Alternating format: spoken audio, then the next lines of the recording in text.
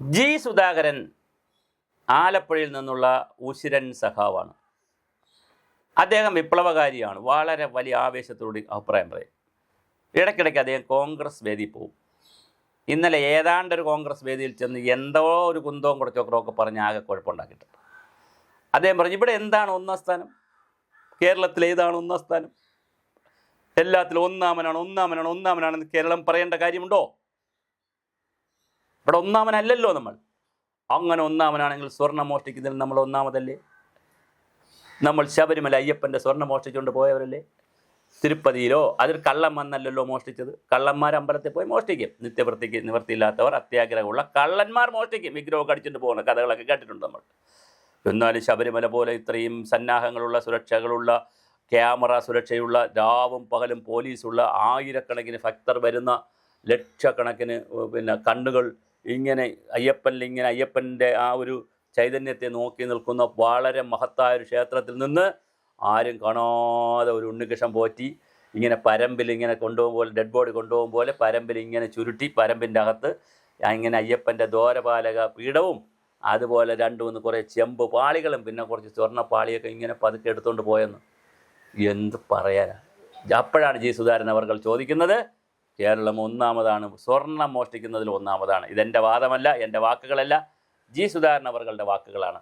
അങ്ങനെ കേരളം സ്വർണത്തിൽ മാത്രമല്ല മറ്റ് കാര്യങ്ങളും ഒന്നാമതല്ല, നമ്മളത് ആലോചിക്കണമെന്ന് അദ്ദേഹം പറയുന്നു. വ്യവസായത്തിൻ്റെ കാര്യത്തിൽ, അതുപോലെ ഇൻഫ്രാസ്ട്രക്ചറിൻ്റെ കാര്യത്തിൽ ഒരുപാട് കാര്യങ്ങൾ അദ്ദേഹം എണ്ണി പറയുന്നുണ്ട്. ഇന്ത്യയിലെ മറ്റ് സ്റ്റേറ്റുകളുടെ വളർച്ച, മറ്റ് സ്റ്റേറ്റുകൾ ഉണ്ടാക്കുന്ന GDP, മറ്റ് രാജ്യങ്ങൾ ഉണ്ടാക്കുന്ന GDP, അങ്ങനെ ഓരോ സ്ഥലത്തെയും കാര്യങ്ങൾ കണക്ക് കൂട്ടിയിട്ടാണ് ജി സുധാകരൻ അവർ പറയുന്നു, നമ്മൾ ഒന്നാമതാണോ, എവിടെയാണ് ഒന്നാമതെന്ന് വളരെ ക്രിട്ടിക്കലായി ചോദിക്കുകയാണ്. അദ്ദേഹത്തിൻ്റെ ചോദ്യം അദ്ദേഹം കോൺഗ്രസ് പാളയത്തിൽ നിന്ന് ചോദിക്കുന്നു എന്ന് വിചാരിച്ചാൽ, കോൺഗ്രസിൻ്റെ പ്ലാറ്റ്ഫോറത്തിൽ നിന്ന് ചോദിക്കുന്നു എന്ന് വിചാരിച്ചിട്ട് ചോദ്യമല്ലാതാകുന്നില്ല.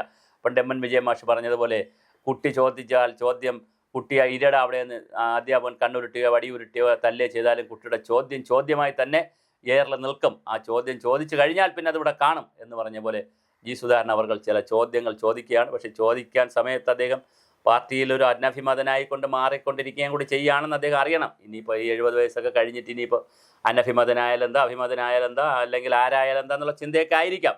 എന്തായാലും ജി സുധാകരൻ അവർ ഇടയ്ക്കിടയ്ക്ക് വന്ന് സത്യം പറയുന്നു. അദ്ദേഹം പറയുന്നതിൻ്റെ ശരി തെറ്റുകൾ ചർച്ച ചെയ്യണം. അത് സത്യമായാലും ശരിയായാലും തെറ്റായാലും സമൂഹം ചർച്ച ചെയ്യട്ടെ. കമ്മ്യൂണിസ്റ്റ് പാർട്ടിയിൽ നിന്നിട്ട് ഒരാൾ വന്ന് പറയുമ്പോൾ അതിന് ആക്കം കൂടും, ആഴം കൂടും, ഊക്ക് കൂടും. സ്വാഭാവികമായിട്ടും ജി സുധാകരൻ അവരുടെ ഈ വാദത്തെ നമുക്ക് കാണാതിരിക്കാനാകില്ല.